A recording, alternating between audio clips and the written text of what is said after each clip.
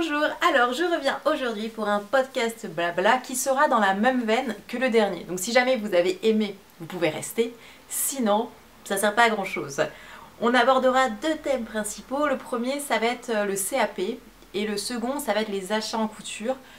Donc dans ces thèmes, on va retrouver des sous-thèmes que nous développerons plus tard. J'essaye de faire un plan parce que ça m'a été demandé, voilà. Et que étant donné que c'est une discussion générale, j'arriverai pas à vous mettre en dessous ma vidéo à quel moment j'aborde tel point, mais grosso modo on va parler de ça. Et dans les sous-thèmes, on va pouvoir parler du CSF, d'artisan et des tote bags par exemple, et choses comme ça. On va essayer de ne pas dépasser les 20 minutes comme toujours, puisque de toute façon je crois que ma caméra à 30 minutes, la batterie elle lâche. Donc voilà, nous avons 20 ou 30 minutes à passer ensemble. On va commencer par le CAP. Donc je vous avais dit que mon inscription était préfaite mais non finalisée. Donc cette semaine j'ai envoyé les documents finaux, mais je n'ai pas retrouvé mes bulletins de notes. Donc en fait j'ai envoyé mes deux derniers diplômes, dont mon CAP maroquinerie. Alors, de fait, si j'ai mon CAP maroquinerie, ça veut dire que j'ai validé les épreuves générales, que sont le français, les maths, l'anglais aussi je crois, et un ancien diplôme aussi. Est-ce que ça va passer? Je ne sais pas, étant donné que normalement la prochaine feuille qu'on aura, si j'ai bien compris, ça sera notre convocation en mai. Donc j'ai deux choix, soit je considère que mes papiers ça ne passe pas, auquel cas ça sert à rien que je commence à réviser le CAP. Et le deuxième choix, celui que je prends du coup, c'est de penser que ces papiers seront suffisants et que du coup mon inscription est finalisée. Et j'aurai la surprise en mai. Mais dans tous les cas, étant donné que je ne vais pas au CAP pour le réussir obligatoirement, j'ai envie que ça soit un cheminement tout au long de l'année pour acquérir de nouvelles connaissances en couture. Bon, bah si je ne suis pas inscrite réellement au CAP, je veux dire ça sera pas un drame et je repasserai l'année prochaine, voilà. Et donc pour le CAP vous avez été plusieurs déjà à me donner des sites etc, ce qui est top parce que j'ai commencé à bien les regarder, j'ai commencé, vraiment on est au début mais de me faire un petit programme, je vais y revenir juste après. Et vous m'avez également recommandé le site d'Artisan parce que en ce moment, donc grâce ou à cause du Black Friday, cette semaine tous les cours Artisan sont à moins 25%, ce qui est plutôt valable. Du coup, je m'étais pas du tout renseignée sur... alors, je vais essayer de le retrouver. Je m'étais pas du tout renseignée sur les packs Artisan parce que je trouvais que 200 € dans tous les cas, je voulais pas le mettre. Toujours dans l'optique que moi, je n'ai pas d'obligation de résultat. Je joue pas à ma carrière professionnelle. Je recherche juste Artisan. Et maintenant que c'est passé à 150 € avec les 25% de réduction...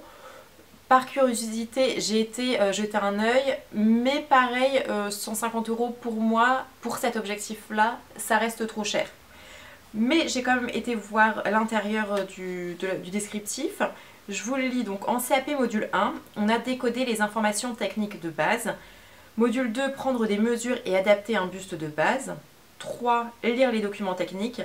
4, patronage, création et modification de patron. 5. Décoder les informations techniques spécifiques. 6. Réaliser un vêtement selon sa gamme de montage. Donc en fait, ce que je comprends, c'est qu'on est vraiment sur des choses très techniques. Et dans tous les cas, si jamais vous regardez la vidéo de présentation du CAP couture qui est gratuite sur leur site, ça dure une demi-heure et ça précise en fait ce que seront les 16 heures de cours.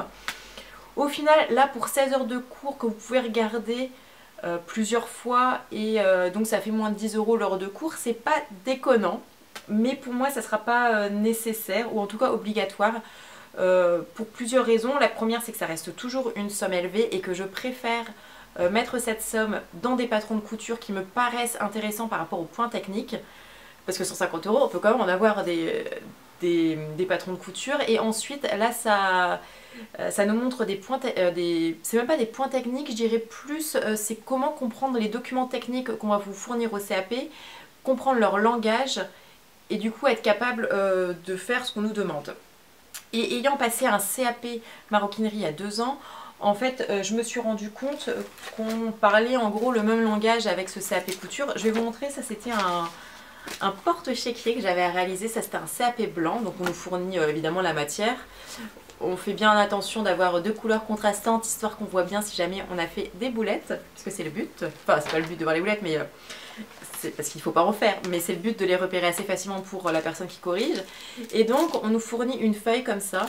On va pas très bien voir, mais en gros, ici, on a les phases. Donc, vérification, préparation des pièces, assemblage des pièces et finition.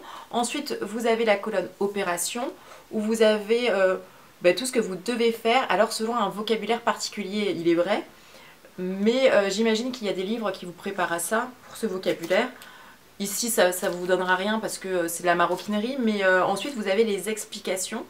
Et là, on va plus en détail dans ce qu'on vous demande de faire et on vous dit avec quels outils et avec quelles normes. Et les normes qui sont par exemple ici à 2,5 mm du bord pour la couture et 3,5 points au centimètre pour la couture. C'est-à-dire que par exemple, si on prend cette pièce, votre couture de partout en fait doit être à 3 mm à chaque fois de l'extérieur. Et vos points, si vous prenez votre réglé avec 1 cm, vous devez avoir 3,5 points au centimètre. Donc là, on parle de normes de couture, mais il en existe aussi de normes de maroquinerie, mais il en existe aussi en normes de couture, que je ne connais pas, mais que je pense qu'ils sont accessibles. Parce que j'ai trouvé énormément de ressources gratuites sur Internet, par exemple avec l'Académie déjà de Montpellier, qui nous fournit les annales des 7 dernières années, avec les épreuves, et ce qui est demandé. Ce qui est bien en plus quand vous passez un CAP, en tout cas ce qui était au CAP maroquinerie, c'est qu'on vous donne votre barème de notation. Soit vous pouvez le trouver justement sur ces annales, soit on vous le donne le jour J, ce qui vous permet de savoir sur quoi vous êtes noté. Et en fait, par exemple, quand vous passez un CAP maroquinerie, en fait, le barème vous permet de vous dire à la fin de votre épreuve, globalement, si vous l'avez votre CAP. Bon, après, il y a les autres matières, évidemment, mais sur la partie technique, vous êtes capable de vous auto-juger. Et vous pouvez ne pas avoir fini la pièce, mais avoir quand même votre CAP parce qu'on va valider des points. Par exemple, ici, donc, je vous parlais des normes de couture, mais ensuite, on va vérifier que vous avez bien fait les pointages, que vous avez bien ouvert toutes vos poches. Ouais, c'est dans l'autre sens, c'est pour ça que ça ne s'ouvrait pas. Voilà, c'est une accumulation de petits points. Et votre pièce peut être moche globalement, mais avoir le CAP. J'ai vu des exemples comme ça et ça existe. Et je pense qu'en couture, c'est la même chose. Bon, c'est pas le but, évidemment. Nous, c'est de progresser. Mais si on part sur une optique uniquement résultat, 10, c'est pas infaisable du tout. À mon humble avis, alors que je ne l'ai pas passé. Je m'avance peut-être un peu, ok? Donc je retire ce que je viens de dire. On verra ça dans un an. Mais voilà la tendance qu'on avait en maroquinerie. Ça, c'est le langage qui vous permet de savoir quand vous avez une pose de biais. Là, par exemple, quand vous avez une pose de biais sur 4 épaisseurs. Ça s'appelle bande à cheval en maroquinerie, mais c'est le même principe. Ici, un rembord simple, ça va être un ourlet en couture. Ici, un ourlet sur... Donc là, ça s'appelle un rebord assemblage. Et là, ça serait un ourlet sur un thermocollant, par exemple. Voilà, une fois que vous commencez à savoir lire ce genre de dessin en couture, bah, vous aurez un peu les mêmes. Donc je pars quand même avec une petite longueur d'avance, entre guillemets, et aussi parce que quand j'étais en maroquinerie, j'ai utilisé des piqueuses plates. Alors quand vous passez en candidat libre, vous n'êtes pas obligé de faire un stage en entreprise. Bon, clairement, je ne ferai pas de stage en entreprise, mais voilà, ça veut dire que vous n'avez pas, par exemple, utilisé une piqueuse plate. Ça, c'est pas mal de le voir, je pense, en amont. Mais c'est pas si différent non plus que votre machine à coudre normale en fait. L'enfilage il est déjà fait sur ces machines, les canettes aussi. Donc en fait vous avez juste à piquer et à régler le point. Et ça par contre c'est juste une molette, c'est pareil. Donc oui, ça peut être intéressant de voir une piqueuse plate chez la retoucheuse de votre quartier, mais moi je pense que c'est pas nécessaire. Voilà, ensuite vous avez des épreuves avec des dessins d'art. Bon, moi j'étais pas douée là-dedans, mais en fait si vous lisez bien les consignes, pareil, votre dessin peut ne pas être beau, mais s'il répond aux consignes, en fait ça passe. Là je vous invite aussi à aller sur le site des Annales de Montpellier, parce que vous verrez ce qui est demandé, mais moi j'ai toujours eu des excellentes notes en dessin d'art. ce qui faisait enrager tout le monde parce que mes dessins étaient globalement très moches. Mais ils répondaient à la structure de base, c'était très scolaire de ma part. Et il y avait des personnes dans ma formation qui venaient du design, qui dessinaient super bien. Et franchement, qui avaient des sales notes. Et à chaque fois, j'étais là, ouais, mais bon, c'est le talent, quoi. Non, pas du tout, justement. À l'inverse, c'est vraiment pas le talent. C'est vous suivez ce qu'on vous demande et ça le fait bien. Voilà, si jamais ça vous intéresse, je pourrais faire une vidéo spéciale là-dessus où je vous montrerai si j'ai gardé quelques dessins et quelques choses qu'on nous demande. Après, il y a l'épreuve EP1, non, la PSE. Ça, c'est l'environnement de l'entreprise. Pareil, là, je vous conseille d'aller lire 2-3 annales, mais franchement, il n'y a pas de quoi se stresser. Ce sont vraiment des questions de bon sens, je dirais. Par exemple, il faut bien dormir, il faut bien manger. Pareil, je pourrais vous en lire, je pense que j'ai gardé ça, mais c'était vraiment pas, c'était pas fou, quoi. Et puis voilà. Et puis sinon, ce que j'ai commencé à faire, c'est reprendre donc les annales et prendre les points techniques un par un. Par exemple, alors est-ce que je vais retrouver ma feuille donc par exemple, toujours sur le site des Annales de Montpellier, il y a la robe Livia. Donc ça, c'est le sujet 2012. Je crois que c'est le CAP qu'a passé Sabine de SB Création. Et en fait, dedans, j'énumère en fait ce que je lis, les points techniques. On a une encolure et emmanchure terminée par un biais. Rabattre le biais à la main sur l'emmanchure, puisque nous n'avons pas de pied pose biais, puisque c'est une piqueuse plate. Ensuite, robe avec une fermeture à glissière invisible. Jupe doublée, jupe boule, poser une agrafe de jupe, froncer, assemblage en fourreau de la jupe corsage et doublure jupe, et rabattre à la main la fermeture à glissière. Par exemple, sur ces points techniques, j'ai déjà fait le fronçage, et ensuite, encolure et emmanchure terminée par un biais, mais moi je l'ai toujours fait avec mon pied pose-biais. Donc globalement sur 9 points techniques demandés, je me suis exercée que sur 2. Donc voilà, ce que j'ai envie de faire, c'est faire la même chose pour les 7 sujets. Et une fois que j'ai tous mes points techniques, je vais pouvoir choisir 7 projets dans l'année qui vont me permettre d'avoir ce niveau-là. Et pour les 7 sujets, je vais essayer évidemment en premier lieu de prendre ce que j'ai déjà dans ma Patron Tech. Vu que j'ai quelques maisons Victor, mais j'ai pas... ça sera soit de maison Victor, soit de Burda, puisque les patrons indépendants que j'ai sont très simples. Donc ils ne seront pas pour cette année, je pense. Enfin, pas pour ce projet une couture par mois. Ce qui revient justement à une couture par mois pendant 7 mois, ce qui est faisable. Et je vais essayer de m'entraîner voilà, à tous ces points-là. Ensuite, vous m'aviez mis aussi en lien un blog, je crois que c'était, je vais essayer de le retrouver. C'est le blog, alors c'était le blog Made by Célinette. Et en fait, pareil, elle s'est fait un programme de révision avec voilà, des points à voir. J'arrive pas trop à savoir d'où elle a trouvé les points, mais ça reste intéressant. Et dans tous les cas, son blog a l'air bien fait. Et puis ensuite, j'ai aussi une bibliographie, j'ai collecté les livres que vous m'avez conseillés. Je suis pas sûre d'acheter un livre de couture, mais ça mange pas de pain de faire, en tout cas sur mon blog, je ferai peut-être un post avec juste tous les liens, comme ça je les recense tous. Mais j'avoue que je suis pas super livre, c'est-à-dire que quand je galère sur un point technique, je vais facilement avoir le réflexe internet, YouTube, mais beaucoup moins d'aller chercher dans mes livres. Donc personnellement, je pense pas en acheter. Et si j'arrivais à m'entraîner au CAP avec ce que j'ai déjà chez moi, je serais ravie. Voilà. Ensuite, reparlons un instant d'artisanat. J'ai jamais testé un de leurs cours. Par contre, cette semaine, j'ai donc regardé les 30 minutes du CAP couture, qui vous dit en fait le programme, et j'ai également regardé 30 minutes du patchwork. C'est un cours qui est gratuit, et en fait, pas du tout que je sois dans le patchwork, mais justement je me disais que pour mes chutes, ça pourrait être intéressant de faire du patchwork.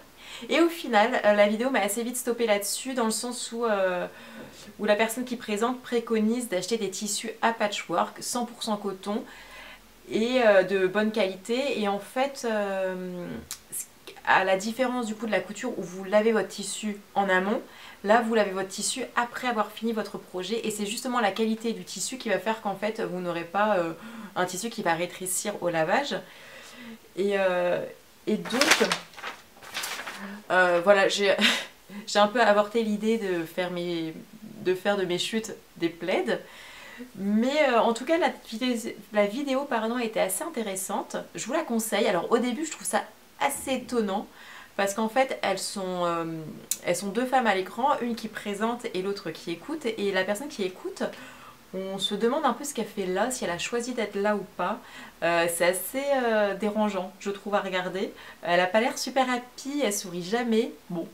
Mais à un moment donné, cette personne finit par s'en aller. Et donc là, on a la professeure qui continue à expliquer et c'est pas mal parce que ça explique du matelassage, les outils que vous avez besoin si jamais vous voulez vous mettre au patchwork.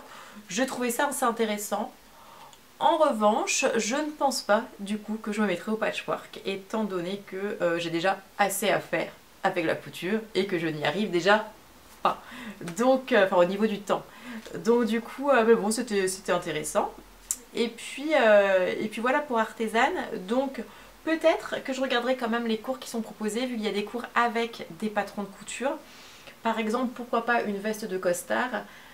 J'ai déjà le PDF de la veste salaire de Pauline Alice et je sais qu'il propose le PDF, le cours pardon, à voir si jamais j'ai envie. Mais c'est vrai qu'aujourd'hui on trouve tellement de ressources gratuites sur internet, que ça soit sur les blogs, que ça soit sur YouTube, etc.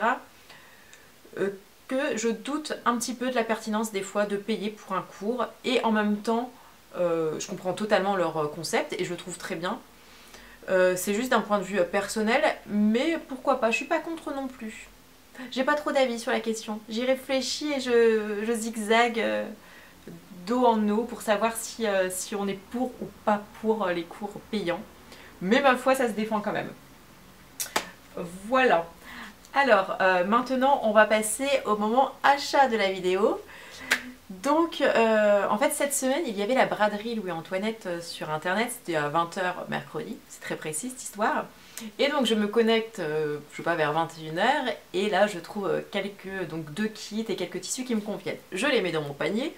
Entre-temps, je dis à une copine et à ma belle-sœur, si ça vous intéresse, dites-moi, comme ça, on paye pas les frais de port. Et voilà, et en fait aucune des deux était intéressée et donc je vais pour valider mon panier, il était à peu près de 60 €, mais je doutais un peu parce que je me disais est-ce que c'est bien nécessaire tout ça?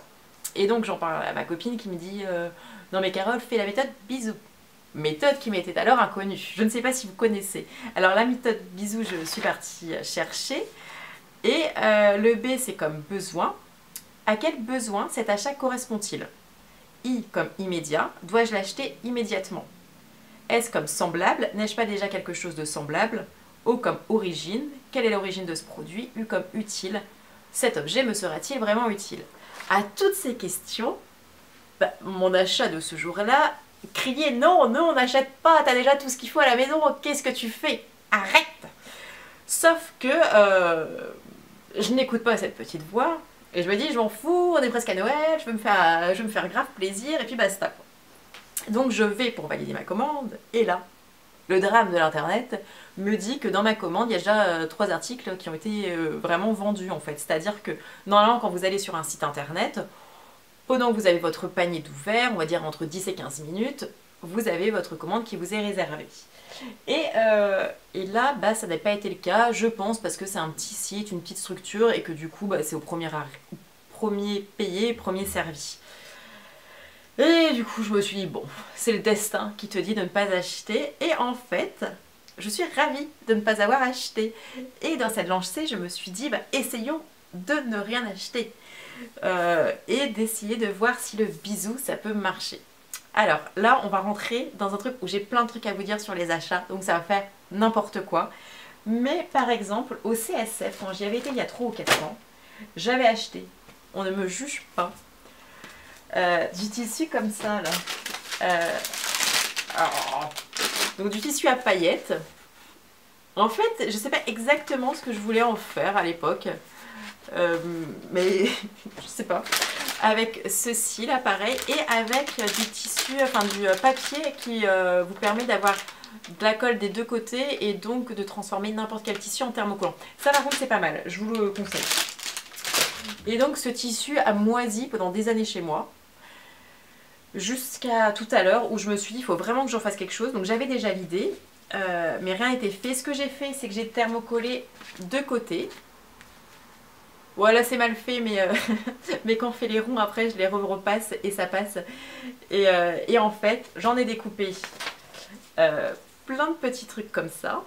Donc j'ai mis des deux côtés.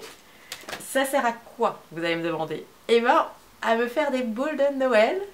Avec la méthode bisous, on réutilise ce qu'on a. Et vu que j'ai pas énormément de boules de Noël et que j'ai envie d'avoir un sapin cette année, me voici avec plein de petites boules. Et je vais également, alors je l'ai cassé évidemment, mais j'aimerais bien faire une couronne. Vous savez, pour mettre sur les portes à l'entrée. Ouais, c'est vraiment mal fait là. Mais comme ceci, et faire une jolie grosse couronne comme ça. Et puis pourquoi pas faire des choses qui descendent du plafond avec du doré partout. Je sais pas à quoi va ressembler mon appart, mais bon, ça me fait bien délirer. Donc voilà, on réutilise ce qu'on a. Et c'est pour ça que je suis bien contente de ne pas avoir fait cet achat. Et que j'hésite toujours pour le CSF et pour la grande mercerie. Qui ont évidemment la bonne idée de se tenir la même semaine, ce qui est peut-être pas plus mal. La grande mercerie, en fait, j'ai l'impression qu'il y a moins de monde qui y va, ce qui est un bon point. Mais l'autre point, c'est que j'aurais aimé rencontrer des couturières. J'en parlais avec Sophie Blossom. Et c'est vrai qu'elle, elle va privilégier le CSF, parce que déjà, c'est près de chez elle. Et parce que ça va lui permettre de rencontrer des couturières avec qui elle échange sur Instagram et YouTube. J'avoue que cet argument donne un peu de poids à son choix. Et voilà, mais j'ai un peu peur qu'il y ait trop de monde, trop de trucs, je sais pas. Je m'en fais peut-être une montagne, parce que c'était pas non plus pénible quand j'y avais été, mais je sais pas. Voilà, j'hésite toujours. Et au final, quand j'avais gagné le concours de habit du dimanche, en fait, il y a Fiat Luxe Patron qui sera à la grande mercerie et chez Machine qui sera au CSF. Donc dans tous les cas je pourrais pas avoir mes deux patrons, il faudrait que je fasse un choix. Je sais pas. Enfin, la personne que je n'irai pas voir m'enverra le patron par la poste, mais voilà, je doute encore un petit peu. Bon, ça c'est une chose. Toujours pour continuer dans notre papotage achat, je suis partie l'autre jour chez Lidl quand il y avait les super... c'est même pas les promos, mais c'est juste qu'ils le font pas toute l'année, où ils proposaient des articles de mercerie en vente. Bon, c'est regrettable qu'on ait du plastique sur chaque cône, mais bon. Et là, du coup, on a nos fils. Alors, je sais pas exactement, je sais même pas du tout ce que ça donne en termes de qualité. J'en ai pris, je crois que j'ai pris 2 couleurs de chaque. Mais en fait, le jour même, je regardais une story de Sophie Blossom qui en avait acheté et qui disait que c'était des Ecotex. Alors, moi je suis faible, je suis influençable, donc quand j'entends ça, je me dis « Hey, c'est peut-être de la qualité !» Et en effet, les produits Lidl ont quand même une très bonne réputation. En parlant de ça, j'ai ma belle-sœur qui hésiterait presque à acheter la surjeteuse Lidl. Bon, maintenant c'est mort, ça sera la prochaine fournée, hein. Mais ça a coupé. Hein. Mais j'aurais bien aimé avoir vos retours sur la surjeteuse si jamais vous l'avez. Pas les anciennes versions qui apparemment sont différentes des nouvelles versions. Et est-ce que la qualité est toujours au rendez-vous ou pas? Puisque je me suis un peu renseignée sur les blogs et j'arrive pas à me faire un avis tranché sur la question. Voilà. Et donc, je me suis acheté ça et je me suis acheté aussi des fils. Ici, alors le cône, je crois qu'il est à 2,99 € la bobine. Et les fils, je crois qu'on était à 5 €. Sachant qu'avant ça, je m'étais acheté un énorme pack, enfin un énorme, bon, qui faisait à peu près ça, un peu plus, mais de fils Gutermann, qui coûtait un bras. J'ai pas encore tout utilisé du tout, mais c'est vrai que j'utilise pas le Gutermann à l'unité. Enfin, j'en achète pas parce que ça coûte assez cher, alors que dans les packs ça va. Mais là, voilà, on est à 5 € contre peut-être 60 € quoi. À voir si la qualité est un petit peu au rendez-vous. Je demanderai évidemment pas la même qualité, mais quelque chose de correct, ça serait déjà pas mal. Donc à voir. Et ensuite, pour la qualité de ceux-ci, alors dessus on a marqué que c'est des Ecotex standard 100. Honnêtement ça ne me parle pas, je sais juste que c'est un standard qui paraît plutôt pas mal, mais si vous êtes dans l'ignorance comme moi, je me suis renseignée et je vais vous lire tout ça. Donc définition. La notion Ecotex est une certification attribuée aux tissus qui respectent un cahier des charges précis afin de garantir la sécurité textile de leurs composants. Le standard 100 Ecotex assure une composition saine des tissus en interdisant les métaux lourds et les colorants toxiques pour la santé. Et ensuite, la préservation de l'environnement. Ah pardon. Et la suite, la préservation de l'environnement en minimisant l'impact écologique du processus de fabrication dans le contrôle et l'usage des produits chimiques. Et la question qui est assez pertinente, un tissu Ecotex est-il biologique et vice-versa, un tissu bio est-il Ecotex? Non, il ne faut pas confondre ces deux notions qui œuvrent pourtant dans un même but, celle de notre santé et de notre environnement, mais à des degrés différents. Un tissu qui peut recevoir la certification Ecotex peut être naturel, composé de fibres naturelles comme le coton ou le lin, ou peut-être synthétique. Donc voilà, je trouvais ça assez intéressant de savoir un petit peu vers quoi on s'oriente quand on achète des labels, ce qui est plutôt pas mal, mais ça ne veut pas du tout dire ni que ce soit bio et ni que la qualité soit au rendez-vous. Donc on verra ce que ça donne. Sophie Blossom, je t'ai fait confiance. Si jamais je suis déçue, tu auras de mes nouvelles. Voilà ma menace. Non, donc on verra bien. Et puis, sinon, en parlant toujours des achats, je vais vous parler d'un autre truc, ce sont les tote bags. Est-ce qu'on en parle? Alors en fait, les tote bags, ça me saoule, parce qu'en fait, on vous enfile tout le temps pour tout et pour rien maintenant. Et ce qui me saoule vraiment, c'est quand vous le tenez ici comme ça à la main, ça va par les coutures, hein, je vous rassure, mais je fais une petite introduction. Et quand vous le portez comme ça à la main, et ben en fait, si vous ne faites pas 1m90, le tote bag il traîne par terre. Donc il faut le tenir à l'épaule, mais c'est pas forcément toujours pratique. Et dès que vous le lavez, alors là, je sais pas ce qui se passe. Vous allez essayer de le repasser ensuite, mais le truc il reste froissé. Et après vous avez vos anses qui sont pliées dans tous les sens, c'est super froissé. Enfin ça m'énerve. Donc du coup, je voulais savoir déjà si c'était écologique cette histoire. Je vais vous lire. Franchement, je fais des recherches de malade.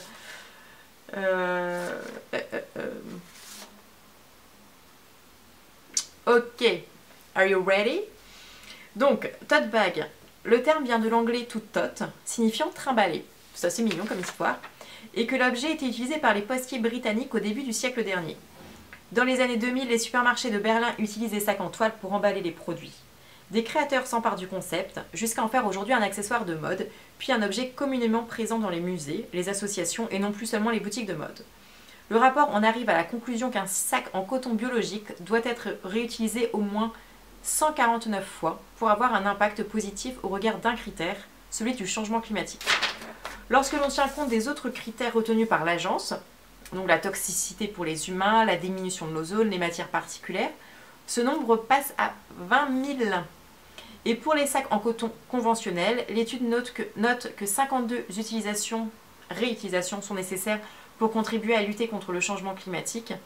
Et en tenant compte des mêmes indicateurs que précédemment pour le coton bio, on arrive à 7100 fois pour les autres critères. Voilà. Donc du coup... la morale de cette histoire, c'est que si vous acceptez de recevoir un tote bag, il faut le réutiliser au taquet et pas ce qu'il reste chez vous. On va dire qu'il faut au moins qu'il soit utilisé 150 fois. Moi, je pense que mon tote bag, j'en ai plusieurs en fait, mais je les utilise tous les jours pour ramener ma nourriture au boulot, pour faire mes courses, etc. J'en ai toujours un dans mon sac, mais en fait, ça m'agace. Parce que voilà, ça se salit vite, parce que c'est un sac que je mets par terre quelquefois, c'est un peu de ma faute. Mais voilà, le fait qu'on puisse pas le récupérer quand il est lavé, je trouve ça insupportable et je trouve qu'on en est presque devenu un tote bag jetable entre guillemets. Donc j'ai pour projet de me faire un petit tote bag avec un coton tout simple. Par exemple, ça c'est un sac à vrac réutilisable que j'ai fait avec une thé d'oreiller que j'avais pris de la recyclerie des grands voisins Paris. précis la description. Et en fait, quand je le lave et que je le repasse, bah je sais pas, le coton il est normal, bah je le repasse, il est repassé, vous voyez ce que je veux dire? Donc ce qui fait que je pense que je vais me faire un tote bag tout simple avec des anses. Je vais bien me faire genre 2 petites anses pour le tenir à la main et une grosse anse plus grande que les autres pour le mettre en bandoulière si jamais l'envie s'en fait sentir. Donc voilà, donc cette histoire de tote bag. Refuser les tote bags, voilà le nouveau motto. Et ensuite, ça c'est dans la même veine, mais je vous ai fait un petit calcul de prix. Alors, je ne sais pas si vous vous souvenez, j'avais fait avec de la toile de beurre, ou la toile à beurre, ça se dit peut-être toile à beurre, des petits pochons à vrac pour tout ce qui est graines, etc. Et en fait, je les ai pesés l'autre jour dans mon magasin, et ça fait 6 grammes quand c'est vide. Donc ici, on n'a pas de... on a juste de la cordelette, on a ça, donc c'est assez fin.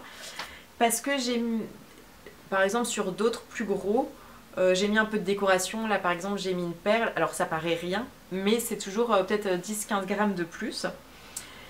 Et en fait ici on est exactement sur du poids d'un papier craft. Donc vous pouvez vous faire vos sacs de toile à vrac vous-même. Sachant que donc cette semaine j'étais à Bio C'est Bon et c'était 1 € les 3 sacs à vrac en coton biologique. Je vais vous les montrer. Alors voilà ce que ça donne. Ça donne en fait 3 sacs différents, comme ceci. Pareil, très léger, juste une petite cordelette, truc tout simple. Et ils sont, et bah là ils étaient à 1 €, mais sinon je crois que c'est 4 € les 3. Et franchement, donc là ils sont en coton biologique, ils sont légers. Je suis pas sûre que ça vaille le coup de les coudre soi-même, sauf si vous avez déjà votre tissu ou que vous prenez des chutes, mais du coup je pense que ça sert à rien d'aller acheter de la toile à beurre pour en faire. Et donc je me suis amusée à faire des calculs parce que j'avais fait d'autres sacs qui étaient plus dans les 50 grammes, donc celui-là est à 6 grammes et je pense que celui-là il est plus dans les 50 grammes. Et en fait, ça dépend ce que vous prenez, ça fait une différence de ouf. C'est-à-dire que, là je vais parler du côté financier, si vous prenez 3 kg de pommes et qu'au lieu du sac plastique ou sac biodégradable qui ne pèse rien, vous prenez votre sac de 50 grammes comme celui-ci, j'ai tablé sur un 3 € le kilo pour 1 kg de pommes. D'avoir votre sac, de faire la démarche, vous allez payer 15 centimes de plus. Ok. On peut. Et par contre, par exemple, si vous prenez 100 grammes de noix, 100 grammes à 24 € le kilo, donc ça fait 2,4 € les 100 grammes, un sac à 50 grammes, vous payerez 1,2 € de plus juste sur 100 grammes. Donc c'est énorme. Donc la conclusion de cette histoire, c'est soit vous transvasez si jamais votre sac est trop lourd, c'est-à-dire que vous prenez un sac en craft, vous pesez et ensuite vous transvasez dans votre petit sac à vrac, soit vous achetez les sacs à vrac d'une marque, mais en vérifiant le poids. C'est extrêmement important parce que c'est le nerf de la guerre, l'argent. Vous aurez plus de noix si jamais votre sac est moins cher. Ou sinon vous les faites et avec de la toile à beurre ou quelque chose qui est plus léger que du coton. Ça, hein. Je ne sais pas si vous voyez, le tissage est extrêmement lâche. Donc du coup ça pèse vraiment rien, quoi. Donc voilà. Et pour les sacs à vrac de Bio C'est Bon, là j'ai pris 4 sets et je vais en donner à ma mère. Parce qu'en fait, quand elle va faire les courses, donc elle habite en province, maintenant que je suis une parisienne, je ne dis pas ça d'un air dédaigneux, sachez-le, mais elle habite tout de même en province, et elle prend sa voiture pour aller faire les courses. Et c'est vrai qu'elle laisse ses sacs, enfin ses sacs, c'est plus des sacs Leclerc, les rigides là, je ne sais plus comment ça s'appelle, et elle les laisse dans son coffre, mais après quand elle va faire, par exemple, quand elle va aux fruits et légumes, elle prend toujours des nouveaux sacs. Et même si c'est biodégradable, bon, quel est l'intérêt? Donc du coup, vu que ça va pas lui changer la vie et qu'elle a accepté que je lui enfile, je me dis que par petits pas, on peut faire des efforts qui vont pas changer notre quotidien, mais qui changent tout de même notre consommation un petit peu. Voilà. Donc alors ensuite, pour les achats, je vais parler rapidement également de chez Machine. Ce mois-ci, c'est le thème du Tawashi qui finalement a été phagocyté parce que maintenant elle parle du défi pour la planète que des youtubeurs ont lancé. Donc je sais pas trop... Non, c'était le Beeswap. Donc je sais pas trop si ça continue, le Beeswap. Mais j'en avais fait un, je vous l'avais juste montré, je vous avais pas montré ni tuto ni rien parce qu'il y en a plein disponibles. Alors elle préconise de le faire au four, moi je l'ai fait avec mon fer à repasser. La seule différence c'est qu'avec un fer à repasser, vous mettez une feuille de cuisson dessus pour passer votre fer à repasser comme ça dessus. Est-ce que je m'en sers? Parce que là on a peut-être 2-3 mois de recul. Alors honnêtement non, pas trop. Je m'en sers épisodiquement je vais dire parce que j'ai pas mal de boîtes hermétiques, notamment des boîtes de Nutella, c'est du Nutella bio qui se ferme en fait avec comme une conserve, et ce qui fait que je mets pas mal de choses là-dedans quand je les mets au frigo ou quand je les mets au congélo. Et j'ai d'autres boîtes hermétiques, non pas au congélo ça là, mais j'ai d'autres boîtes que je mets au congélo qui sont hermétiques aussi, et ce qui fait que j'ai très peu souvent le besoin de mettre du plastique sur un bol ou sur des choses comme ça. Donc je m'en sers rarement, j'en ai que 2 et ça me suffit pour le faire tourner. Par contre ce qui est pas mal c'est quand je veux amener des noix, des trucs comme ça, je m'en sers. Ou quand je prends le train je fais des crêpes au Nutella. Et pour le coup je me mets dans mon Beeswap. Mais je sais que ça pourrait plus servir à des personnes qui ont une utilité, une grande utilité du film plastique. Voilà. Donc ça sert à rien d'en faire des tonnes. Vous enflammez pas au début, mais sachez si jamais vous en servez assez quoi. Voilà. Ensuite, dernier point abordé, c'est le no-buy. Alors je sais que vous êtes plusieurs, enfin pas mal de couturières même, qui depuis que vous cousez vos vêtements, vous avez décidé de ne plus rien acheter dans le commerce. Et globalement, sans avoir mis un mot dessus, c'est quelque chose que je fais depuis 2 ans. C'est extrêmement rare quand j'achète un vêtement. Pour plusieurs raisons. Déjà parce que le budget, on va dire habit que j'ai, je le mets dans la couture, dans les tissus et non pas dans les vêtements du commerce. Ensuite, quand je vais faire les soldes, enfin j'allais dire les soldes parce que oui, quand je vais faire les boutiques, c'est uniquement au moment des soldes. Parce que pour moi ça n'a jamais été un plaisir de faire les boutiques. Mais genre même quand j'étais petite, même quand j'avais 15-16 ans, genre je savais bien qu'il fallait que je m'habille et que j'ai d'autres vêtements, mais c'était un truc avec ma mère, on y allait, franchement c'était la guerre quoi. Tous les deux déjà on n'en pouvait plus.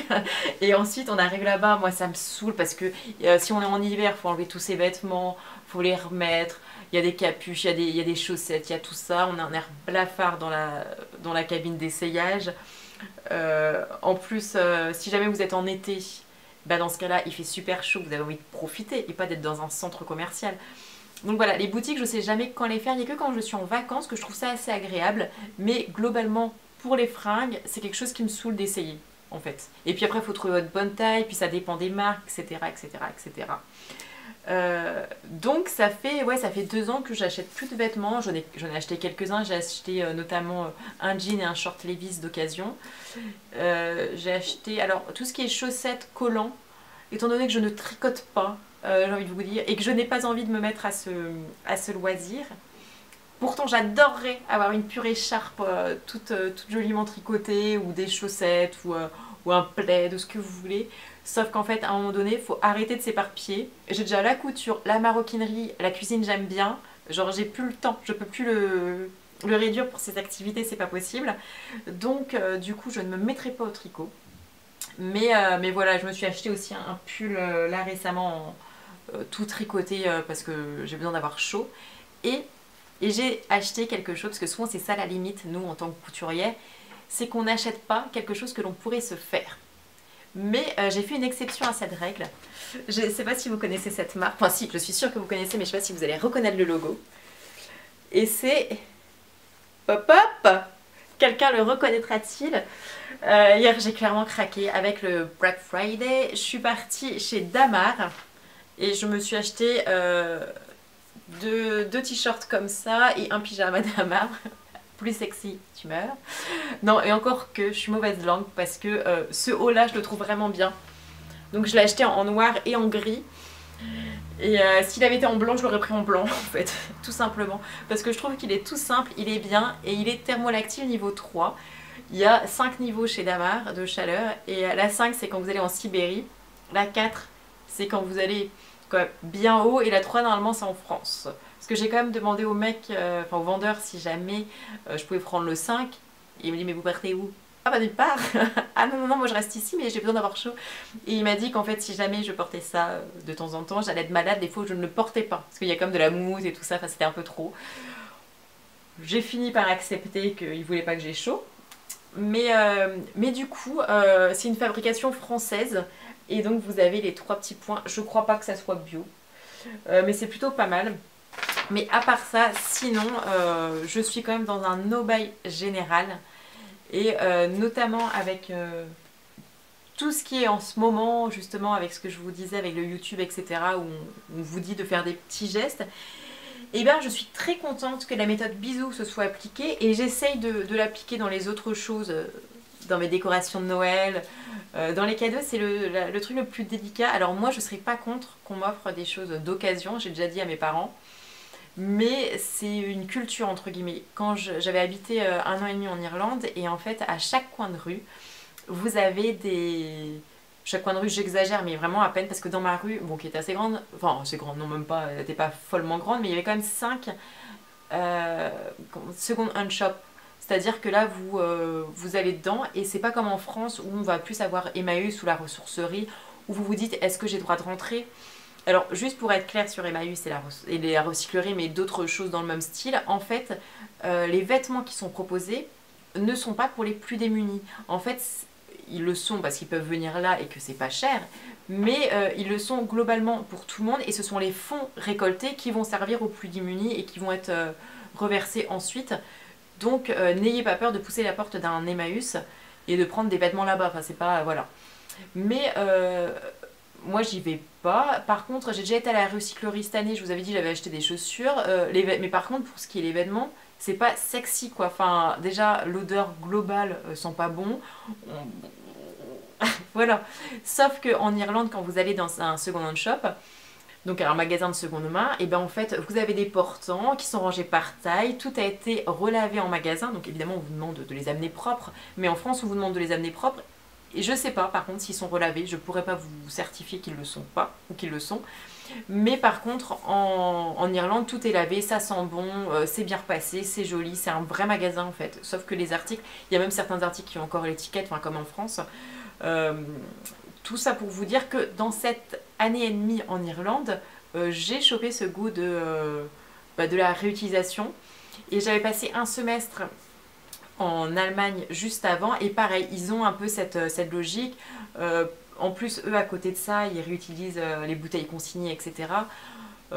Voilà, ce sont 2 pays qui sont proches de nous et qui peuvent nous donner quelques exemples là-dessus. Sur ce, et là la transition sera étrange, mais il faut que je file parce que je vais à la marche à Madeleine pour, contre les violences sexistes envers les femmes. Et là, l'Irlande est un très mauvais élève, non pas pour l'ambiance qui règne, parce que vous pouvez vraiment vous habiller, vous êtes libre en tant que femme en Irlande, ça c'est vrai. Il y a beaucoup moins de jugement qu'en France, les nanas elles s'habillent mais n'importe comment, selon notre point de vue français, mais elles sont pas emmerdées. Jusqu'à récemment, là où vous avez sûrement entendu parler de ce cas-là, où en fait c'est une nana qui s'est fait violer, qui portait un string, et l'avocate du violeur, en gros, a incriminé cet habit, quoi. Donc on en est là. Mais normalement ils sont pas top non plus là-dessus. On parlera pas de tout le reste.